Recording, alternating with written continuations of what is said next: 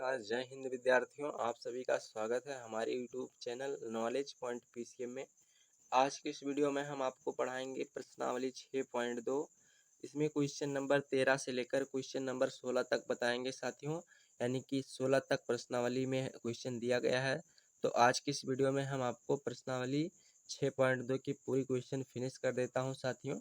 तो वीडियो को शुरू से अंत तक देखिएगा और अगर आप लोग चैनल पर पहली बार हैं तो चैनल को सब्सक्राइब जरूर कर लीजिएगा साथियों। आज का हमारा पहला क्वेश्चन है साथियों, एक त्रिभुज एबीसी व एक त्रिभुज डीबीसी एक ही आधार बीसी के एक ही ओर स्थित दो त्रिभुज हैं। बीसी पर स्थित बिंदु पी से पी क्यू समांतर एबी और पी आर समांतर बीडी खींची गई है, जो कि क्रमशः भुजा एसी को क्यू व भुजा डीसी को आर पर मिलती है। सिद्ध कीजिए कि क्यू आर समांतर है एडी। यानी क्यू आर ये भुजा आपका है, यहाँ पर देख सकते हैं फिगर में मैं आपको दिखा देता हूँ। क्यू आर आपका ये भुजा है और एडी भुजा आपका ये है। तो इसको सिद्ध करके दिखाना है कि क्या ये भुजा इसके समांतर है। तो चलिए अब हम लोग इस प्रश्न को हल करते हैं साथियों। सबसे पहले हमें करना क्या है, जो हमारा प्रश्न में दिया गया है हमको उसे चीज़ को लिख लेना है। तो अब साथियों हम क्या करते हैं, हमारा जो दिया गया है वो क्या दिया गया है, दिया गया है साथियों पी क्यू समांतर ए बी। यहाँ पर आप देख सकते हैं पी क्यू समांतर ए बी हमारा ए प्रश्न में दिया गया है। और दूसरी बात भी दिया गया है, दूसरी समांतर रेखा दिया है पी आर समांतर बी डी, यानी कि इसको भी हम लिख लेते हैं पी आर समांतर बी डी दिया गया है। तो पी आर समांतर बी डी भी कर लेते हैं। अब आगे जो है, अब आगे आपको त्रिभुज लेकर के थेल्स प्रमेय लागू करना है। तो सबसे पहले हम एक त्रिभुज लेते हैं बी ए बी सी, ये वाला त्रिभुज लेते हैं साथियों, ध्यान से समझिएगा। ये बी सी यानी कि ये वाला त्रिभुज अब हम लेते हैं और इस त्रिभुज में हम एक थेल्स प्रमेय लागू करते हैं। तो यहाँ से मैं लिख देता हूँ त्रिभुज ए बी सी में, और ए बी सी में हम लगाएंगे थेल्स प्रमेय। तो थेल्स के प्रमेय से, तो साथियों थेल्स का प्रमेय लागू करेंगे तो हमारा होगा बी डी बटे होगा हमारा पी सी, और बराबर में होगा साथियों ए क्यू बटे क्यू सी। इस प्रकार होगा। यहाँ पर आप फिगर में देख सकते हैं बी डी आपका कहाँ पर है, यहाँ पर आपका देखिए बी डी ये आपका है। तो यहाँ पर साथियों हमारा एक मिनट ये था बी पी, यानी कि बीपी बटे पीसी होना चाहिए। तो बीपी बटे पीसी और बराबर में क्या है साथियों, एक ए क्यू बटे क्यू सी, यानी कि ए क्यू बटे क्यू सी ये हो गया। यहाँ पर हमने थेल्स प्रमेय के अनुसार लागू किया। इसको मैं मान लेता हूँ समीकरण एक है, दूसरा एक है साथियों। उसके बाद हम लेते हैं त्रिभुज डी बी सी लेते हैं, यानी कि डी बी सी। अब की बार ये त्रिभुज लेते हैं, ये वाला त्रिभुज लेते हैं साथियों। तो यहाँ पर लिखते हैं त्रिभुज डी बी सी में इस त्रिभुज में भी हम वही चीज़ लागू करेंगे, थेल्स प्रमेय लागू करेंगे साथियों। तो इस त्रिभुज में हमारा देखिए पी आर भुजा समांतर है साथियों बी डी के। तो यहाँ पर हम लिख लेता हूँ कि पी आर भुजा समांतर है साथियों। देखिए ये इस भुजा के समांतर है, इस भुजा बी डी। तो यहाँ पर मैं बी डी कर देता हूँ। अब फिर मैं वही चीज़ थेल्स प्रमेय यहाँ पर लागू करूँगा साथियों। तो ये हो जाएगा हमारा बी पी बटे पी सी बराबर में साथियों ये हो जाएगा डी आर बटे सी आर। इस प्रकार से यहाँ पर हो जाएगा। यहाँ पर आप देख सकते हैं बी पी, यानी कि यह हमारा बी है ये पी है, तो बी पी बटे पी सी उसके बाद बराबर डी आर बटे सी आर, यानी कि डी आर बटे सी आर। इस प्रकार से हो जाता है। मैं इसे मान लेता हूँ समीकरण दूसरा साथियों। अब उसके बाद आगे जो है हम क्या करते हैं समीकरण एक और दो से। तो समीकरण एक और दो से मित्रों, एक व दो से, तो एक व दो से आप देख सकते हैं साथियों। देखिए बीपी बटे पीसी, यानी कि समीकरण एक और दो का एलएचएस बराबर है तो आरएचएस बराबर होना चाहिए, बराबर हो जाएगा। तो यहाँ पर हो जाएगा आपका ए क्यू बटे क्यू सी बराबर में साथियों डी आर बटे सी आर हो जाता है। तो यहाँ पर ए क्यू आपका, यहाँ पर ए क्यू यहाँ पर है साथियों, देख सकते हैं ए क्यू बटे क्यू सी बराबर डी आर बटे सी आर। इस प्रकार ये भुजा जो है एक दूसरे के अनुपात के बराबर हो जाती है साथियों। तो जब ये अनुपात बराबर हो जाता है तो अब हम कह सकते हैं साथियों कि क्यू आर भुजा जो है, क्यू आर कहाँ पर है आपका, देखिए यहाँ पर है क्यू आर आपका यहाँ है और उसके बाद ए डी आपका यहाँ है। तो क्यू आर भुजा इस ए डी भुजा के समांतर हो जाएगी। तो अब हम यहाँ पर कह सकते हैं अतः क्यू आर भुजा समांतर होगा साथियों ए डी भुजा के। यही हमें सिद्ध करना था साथियों। इस प्रकार से हमने इस प्रश्न को सिद्ध कर दिया। आशा करते हैं कि आप सभी लोग इस प्रश्न का हल समझ गए होंगे। तो अगर आप इसका स्क्रीनशॉट लेना चाहते हैं तो स्क्रीनशॉट कर सकते हैं। मैं आपको इस प्रश्न का हल दिखा देता हूं साथियों। यह प्रश्न संख्या 13 था आपका। आते हैं साथियों प्रश्न संख्या 14 पे। इस प्रश्न में यहाँ पर देखिए कहा गया है, आकृति में यदि AD बटे DC बराबर BE बटे EC तथा कोण CDE बराबर कोण CED, तो सिद्ध कीजिए कि त्रिभुज CAB समद्विबाहु त्रिभुज है।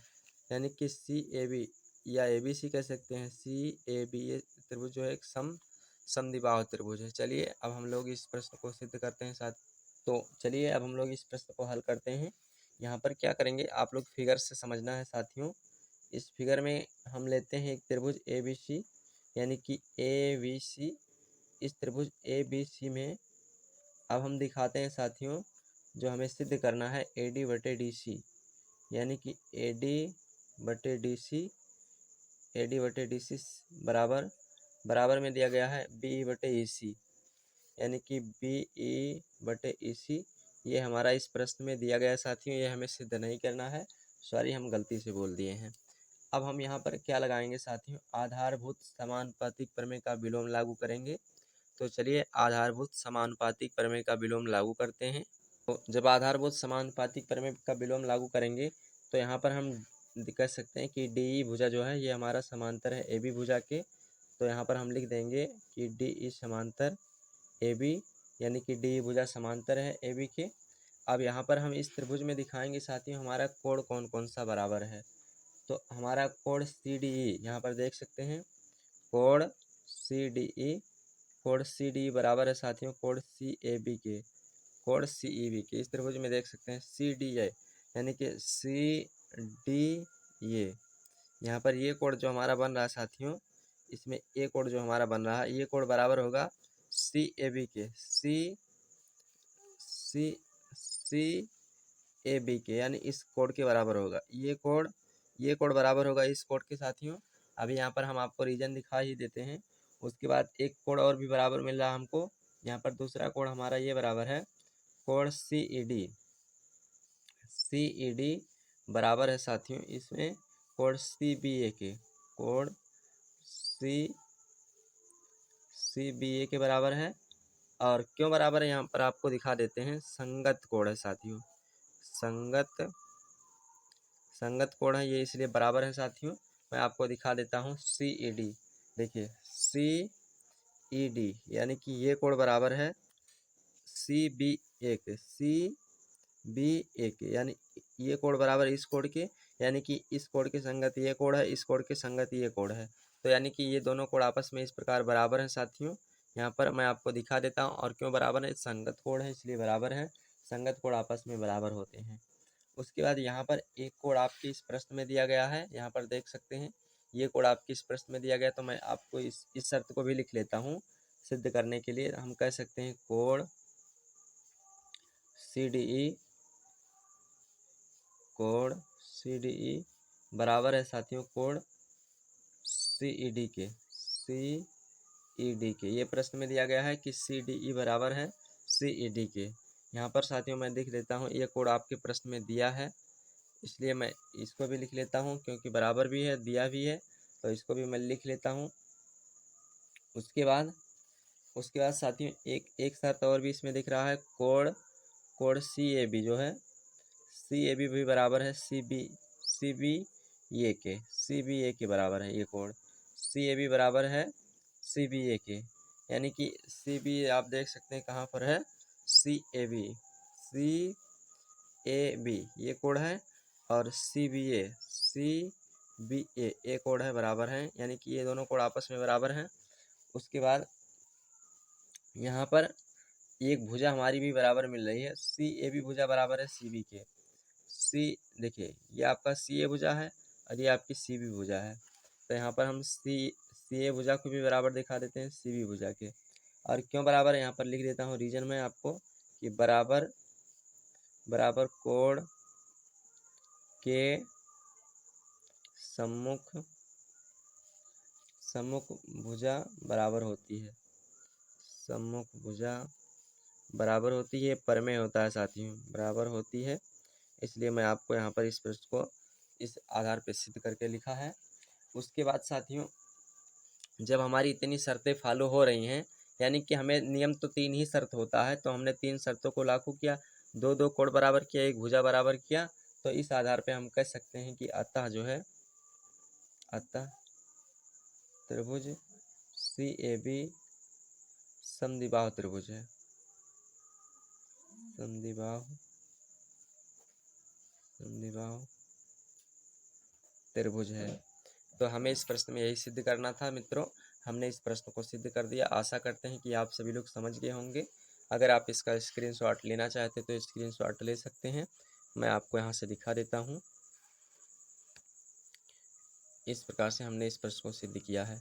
चलते हैं प्रश्न संख्या 15 पे। साथियों ये रहा प्रश्न संख्या 15। इस प्रश्न में बोला गया है आधारभूत समानुपातिक प्रमेय के विलोम का प्रयोग करते हुए सिद्ध कीजिए एक त्रिभुज की किन्हीं दो भुजाओं के मध्य बिंदुओं से मिलाने वाली रेखा तीसरी भुजा के समांतर होती है। यानी कि ये इसका फिगर इस प्रकार से बन रहा है, तो फिगर को एक बार आप ध्यान से समझ लीजिए। तो अब हम क्या करेंगे साथियों, चलिए इस प्रश्न को हल करते हैं। तो इसमें हमारा जो है मान के चलते हैं कि माना साथियों त्रिभुज ए बी सी जो है हमारा ए बी सी, यानी कि ये त्रिभुज ये बी सी जो है, इसमें ए बी भुजा जो है, ए बी भुजा का मध्य बिंदु डी है। यहाँ पर आप लोग देख सकते हैं, यानी कि ए बी भुजा है, इसका मध्य बिंदु डी है। और तो यहाँ पर हमारा जो ए डी भुजा होगा, यानी ए डी भाग होगा, ए डी भाग हमारा डी बी के बराबर होगा, डी बी के बराबर होगा, यानी A D B D A D और डी बी ये आधा आधा बराबर होंगे, क्योंकि दोनों बराबर भागों में बट रहे हैं। इस प्रकार से हम कह सकते हैं। अब एक बात आप लोग ध्यान से समझिएगा साथियों, यहाँ पर कुछ भी नहीं है तो मैं गुणा 1 कर सकता हूँ, इस प्रकार यहाँ कर सकता हूँ। अब डी बी को जब हम इधर लाएंगे तो ये हमारा बटे में हो जाएगा, यानी कि ये ए डी बटे डी बी हो जाएगा। उसके बाद बराबर में यहाँ पर आपका 1 आ जाता है, तो और इसे हम मान लेते हैं इक्वेशन फर्स्ट। इस प्रकार से साथियों हम यहाँ तक मान के चलते हैं।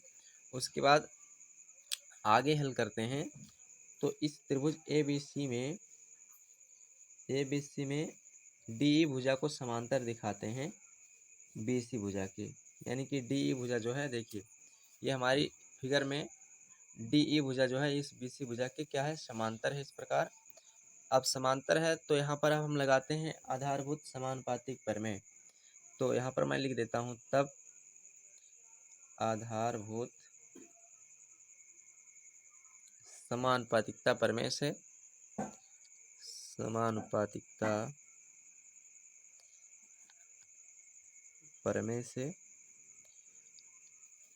से अब यहाँ पर समानुपातिकता प्रमेय जब लागू करेंगे तो हमारा इस फिगर में साथियों ए डी बटे ओ बी होगा, ए डी बटे ओ डी होगा, ए डी बटे साथियों ओ डी नहीं डी बी या बी डी कह सकते हैं, ए डी बटे डी बी होगा, यानी कि ए डी का अनुपात डी बी का अनुपात ये बराबर होगा साथियों, ए डी का अनुपात डी बी का अनुपात बराबर होगा हमारा ए ई बटे ई सी के अनुपात के साथ, ए ई बटे ई सी के अनुपात के बराबर होगा। अब यहाँ पर हम क्या कह सकते हैं, ध्यान से समझिएगा आप सभी लोग, ए डी बटे डी बी बराबर 1 है, तो ए डी बटे डी बी की जगह पर मैं 1 लिख सकता हूँ। तो यहाँ पर मैं लिख सकता हूँ साथियों ए ई, एक मिनट, इस पूरे की जगह पे मैं लिख देता हूँ समीकरण 1 से यहाँ पर मैं ए डी बटे डी बी इसकी जगह पे 1 लिख सकता हूँ। तो यानी 1 बराबर इधर आ जाएगा ए बटे ई सी। इसको मान लेता हूँ समीकरण 2। इस प्रकार से मैं इसे समीकरण 2 मान लिया हूँ साथियों। अब सब समीकरण 2 मान लिया हूँ तो अगर मैं इसका तिरछा गुणा कर देता हूँ, या फिर नहीं मानेंगे तभी कोई दिक्कत नहीं, मत मानिए इसको कोई समीकरण साथियों, रहने दीजिए। अब यहाँ पर मैं इसका अगर तिरछा गुणा करता हूँ, यानी कि अगर हम या करके इसको ऐसा लिख दें, ए ई बटे ई सी बराबर 1 है तो 1, और इसके नीचे बटा 1 भी कर दूँ। इसका अगर तिरछा गुणा कर दूँ तो हमको मिलेगा, यहाँ पर हमको मिलेगा ए ई बराबर ई सी। ए ई बराबर ई सी हमको मिलेगा साथियों। तो जब हमारी इतना मान बराबर हो गया तो अब हम कह सकते हैं साथियों, यहाँ पर लास्ट में अब हम कह सकते हैं कि अतः, यहाँ से इस प्रकार यही चीज़ आपको बोल देना है कि अतः बिंदु ए सी का मध्य बिंदु ई जो है इसी का मध्य बिंदु है, अतः खींची गई रेखा तीसरी भुजा को समद्विभाजित करती है। यानी कि इस प्रकार से आपको इस प्रश्न को सिद्ध कर लेना है। आशा करते हैं कि आप सभी लोग इतनी बात समझ गए होंगे। ये रहा इसका प्रश्न और इसका फिगर। उसके बाद यहाँ से हमने इस प्रश्न को सिद्ध करना प्रारंभ किया है, तो उसके बाद यहाँ तक हमने इस प्रश्न को सिद्ध किया है, ए ई बराबर इसी तक के साथियों। चलते हैं अगले प्रश्न। ये रहा प्रश्न संख्या 16 साथियों, यानी कि प्रश्नावली 6.2 का लास्ट प्रश्न है। अब हम लोग इस प्रश्न को ध्यानपूर्वक हल करेंगे साथियों। इसमें कहा गया है, एक चतुर्भुज ABCD के विकर्ण परस्पर बिंदुओं पर इस प्रकार प्रतिच्छेद करते हैं कि AO बटे BO बराबर है CO बटे DO के, तो दर्शाइए कि ABCD एक समलंब है। तो चलिए अब हम लोग इस प्रश्न को हल करते हैं। इस प्रकार इसका फिगर हमने बना लिया है। अब यहाँ पर हम क्या करते हैं, सबसे पहले साथियों जो वैल्यू हमारा दिया गया है मैं उसको लिख लेता हूँ। इस प्रकार से आपको इतना मान के लिखना है। यहाँ पर दिया भी गया है ABCD एक समलंब है जिसमें AB समांतर है DC के, यानी AB भुजा जो समांतर है इस DC भुजा के समांतर है। इतनी बात हमने यहाँ पर प्रश्न में लिख दिया। अब उसके बाद एक शर्त और भी दिया गया है, उसको भी लिख लेते हैं। इस प्रकार हमने दूसरा शर्त भी लिख लिया, विकर्ण AC और BD बिंदु O पर प्रतिच्छेद करता है, यानी ये विकर्ण AC है और ये BD है, इसको ये बिंदुओं पर प्रतिच्छेद करते हैं और हमें सिद्ध करना है AO बटे BO बराबर CO बटे DO। अब हम लोग इस प्रश्न को हल करते हैं। तो चलिए सबसे पहले हम यहाँ पर लेते हैं, इस चित्र में लेते हैं एक त्रिभुज ACD। तो त्रिभुज ACD में लगाते हैं समानुपातिकता प्रमेय। यहाँ पर मैं लिख देता हूँ समानुपातिकता प्रमेय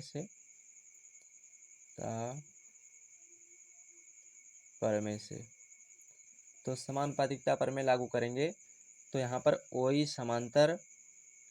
समांतर हमको DC दिखाना पड़ेगा। यानी कि एक बार मैं आपको फिगर दिखा देता हूँ कि इस प्रकार से फिगर में दिया गया है। देखिए ACD यानी कि ए वाला त्रिभुज लेते हैं और इसमें OE भुजा जो देखिए OE भुजा समांतर है इस DC भुजा के, यानी कि OE भुजा समांतर है इस DC भुजा के समांतर है, एक ही दिशा में है, ये इतना हम कह सकते हैं। तो जब समांतर है तो इनकी संगत भुजाओं का अनुपात बराबर होगा, यानी कि AE बटे ED बराबर होगा AO बटे CO के बराबर होगा। यहाँ पर मैं आपको चित्र में दिखाता हूँ AE बटे ED। देखिए AE बटे ED बराबर है AO बटे CO के। देखिए AO बटे CO, इस प्रकार से हमने अनुपात दिखाया है। इसको मान लेता हूँ समीकरण 1। इस प्रकार समीकरण 1 मान लेते हैं। अब उसके बाद हम दूसरा त्रिभुज लेते हैं। इस चित्र में दूसरा त्रिभुज हम लेते हैं त्रिभुज BDA, यानी कि ये त्रिभुज लेते हैं, ये वाला त्रिभुज लेते हैं। तो यहाँ पर मैं लिख देता हूँ त्रिभुज BDA में, और BDA में हमारा साथियों EO भुजा समांतर है AB भुजा के। देखिए EO भुजा समांतर है इस AB भुजा के, इस EO के भुजा के समांतर है AB भुजा समांतर है। इस प्रकार से तो समांतर है तो थल्स का प्रमेय लागू हो जाएगा। तो यहाँ पर मैं लिख देता हूँ आधारभूत समानुपातिकता प्रमेय से या केवल समानुपातिकता प्रमेय ही लिख देता हूँ। समानुपातिकता प्रमेय से तो समानुपातिकता प्रमेय से भुजाओं का अनुपात दिखाते हैं। ए बटे हमारा ए बटे ई डी होगा। ए बटे ई डी बराबर साथियों बी ओ बटे डी ओ होगा। बी ओ बटे डी ओ, यानी कि यहाँ पर मैं आपको दिखा देता हूँ। देखिए ए बटे ई डी, ए देखिए ए ई यानी ए बटे ई डी हो जाएगा और बराबर बी ओ बटे डी ओ, यानी देखिए बी ओ आपका कहाँ पर है, बी ओ यहाँ पर, ये हो जाएगा बी ओ बटे डी ओ, यानी इसका अनुपात इसका अनुपात इसका अनुपात इसका अनुपात बराबर है इसके अनुपात की। इस प्रकार से इसको मैं मान लेता हूँ समीकरण दूसरा।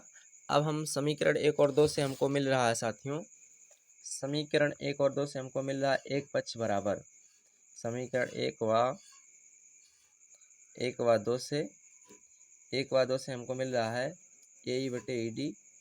देखिए ए बटे ई डी यानी एक पक्ष बराबर है तो दूसरा पक्ष बराबर होगा। तो यहाँ से अब हम कह सकते हैं ए ओ बटे सी ओ बराबर होगा साथियों, ए ओ बटे सी ओ बराबर होगा हमारा बी ओ बटे डी ओ के, इस प्रकार से बराबर होगा।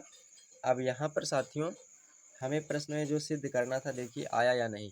यहाँ पर ए ओ बटे बी ओ है बराबर सी ओ बटे डी ओ, तो ए ओ बटे बी ओ यहाँ पर अब आप क्या करना, तो यहाँ पर क्या कर देना साथियों, आपको कुछ नहीं करना है। ए ओ के बटे में बी ओ को लाना है और सी ओ को बी ओ की जगह पर ले जाना है। तो यहाँ पर हो जाएगा ए ओ बटे बी ओ, यानी कि मैं इसको यहाँ पर लाता हूँ बराबर में, ये ऊपर चला जाएगा तो यहाँ पर सी ओ बटे डी ओ हो जाएगा। यानी कि हमें इस प्रश्न में जो सिद्ध करना था साथियों, ए ओ बटे बी ओ बराबर सी ओ बटे डी ओ, हमने इस प्रश्न में उसको सिद्ध कर दिया। यहाँ पर आप लोग देख सकते हैं। तो हमें इस प्रश्न में यही सिद्ध करना था साथियों। आशा करते हैं कि आप लोग इस प्रश्न का हल समझ गए होंगे। यहाँ पर लिख देते हैं लास्ट में, यही सिद्ध करना था। तो इस प्रकार से हमने इस प्रश्न में यही सिद्ध कर दिया। आशा करते हैं कि आप सभी लोग इस प्रश्न का हल समझ गए होंगे। अगर आप इसका स्क्रीनशॉट लेना चाहते हैं तो स्क्रीनशॉट कर सकते हैं। मैं आप सभी को इस प्रश्न का हल दिखा देता हूँ। इस प्रकार से हमने इस प्रश्न को हल किया है। तो आज का वीडियो इतना ही साथियों। वीडियो कैसा रहा कमेंट बॉक्स में कमेंट करके ज़रूर बताइएगा। फिर मिलते हैं नेक्स्ट वीडियो में, तब तक के लिए जय हिंद जय भारत साथियों।